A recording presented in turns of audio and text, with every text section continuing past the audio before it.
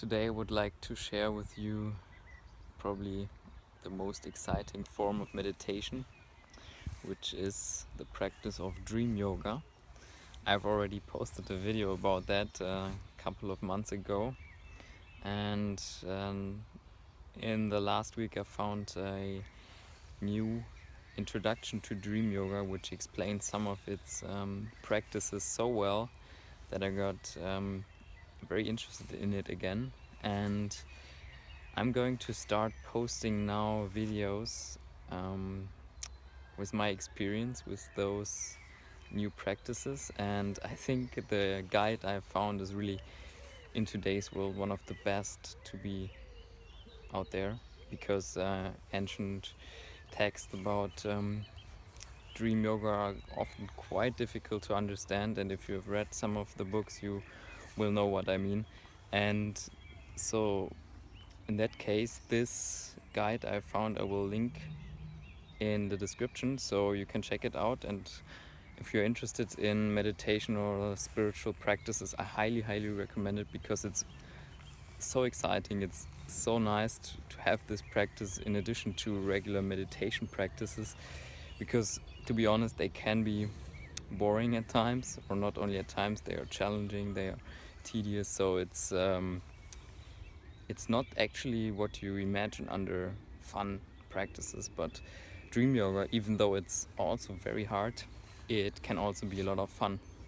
And yeah, my experience with that so far is that I have been practicing things like all day awareness for a very long time already. I think 3 or 4 years, on and off, of course. Always forgetting about it again, how great it is, and then rediscovering it. And with this guide, I definitely want to share my experience now with the first lesson, which is kind of, it doesn't mention the name, but it is kind of all day awareness. And the first lesson of this guide, or for now, I recommend you check out the link first and then read the description, because I cannot explain it as well as it is in that guide. So this is my experience now with the first lesson. With the first lesson, you try to become outwardly focused. So or what means outwardly? It means focus on your senses of the outer experience while you're awake. So that, for example, looks like you are sitting somewhere which is something like here, not 100% quiet, but also not very busy. And you sit, for example, and close your eyes and focus on what you hear. And then you try to actually pay attention to as much as you can. And you will discover that there are many things which you didn't notice before, that there are many more things which need proper attention to be heard. And so even when you start, you will probably hear only a few things, and then the more quieter and quieter things will come in focus, and you try to hold them in focus all at once. And yeah, I've done that for a few days now. It is nothing new to me. I have done it in the past also. And but what was new for me was the recommendation to try to get up to 8 things simultaneously, which you try to hold in focus. I was always thinking like, okay, I'm good if I get to 3, but okay. So now I have ramped it up a little and tried to actually hold more different experiences in conscious awareness. And yeah, my experience has been that this really causes a dramatic shift in how you perceive your senses. I've thought about how to explain this, because it's quite difficult actually. Wait a second. Okay, just wanted to make sure this is still recording, not that I talk for a long time and then it's not recording. So you probably know this effect with the camera when you kind of zoom out and in at the same time. I don't know how they do it, but it's kind of something gets bigger in the middle of the picture, and also still you get to see more on the edges. This is of course not what happens directly with your vision or what you hear, but I think this is a good example of to show how it feels like, because you get a different perspective on your own experience. It's like you notice the world as not so much being out there anymore, but you notice the whole thing as you, as going on inside of you. So you let more in, but at the same time it gets clearer. This is how I think this way of describing it with the film technique might be helpful. So yeah, and other than that, I think it is just a meditation practice that is so much fun.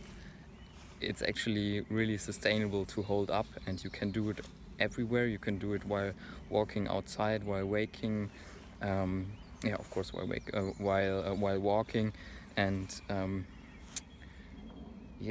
this is actually so much fun because it makes the direct experience so rich.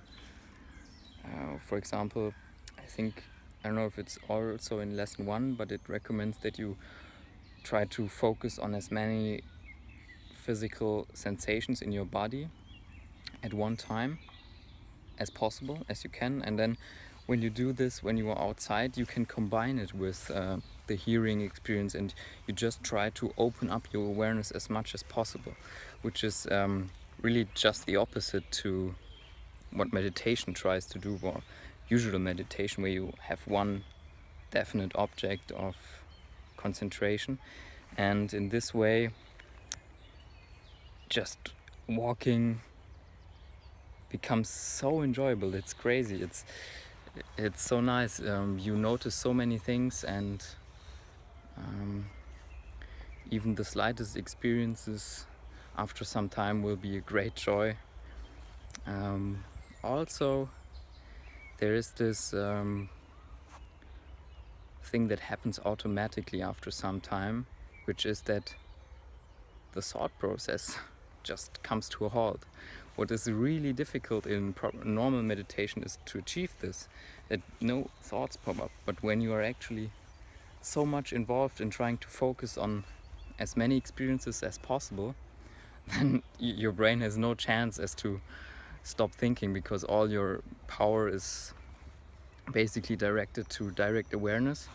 And as your senses and everything you perceive is happening in the moment, you surrender completely to the moment, and that's actually what you try to do in meditation. You try to become present, and this is what this exercise is very good at achieving. And it's a meditation practice that can be kept up for a long time, and I'm excited to see what it will turn into once I try or have lucid dreams and can use some of that techniques in the dream. So I hope I haven't stumbled and talked relatively clearly. It's a difficult subject, and I try to remember as much as possible. I will keep posting updates as I go through those lessons, and just keep you updated. I think if you have struggled with meditation before, or have tried it and then stopped it again, just give this a try. I think many people can enjoy it. And if you take this as a hobby, see it like this. It's when you start it and you have your first really impressive lucid dreaming experiences, you can see that this can be a lifelong journey, where you have a hobby that will give you so much and such a rich experience for many years to come. There will always be something new you can discover, and it's just I don't think many other things in life offer that much depth of experience, and yeah, it's just great to to have this as a as a as a long-term goal, where you of course can adjust it to your life, and you can do as much as you have time to invest in, and but you can still always fall back on it. And yeah, it will, I think, greatly increase your awareness, your where you are at on the spiritual path. And yeah, so before I this video gets too long, see you in the next video. Goodbye.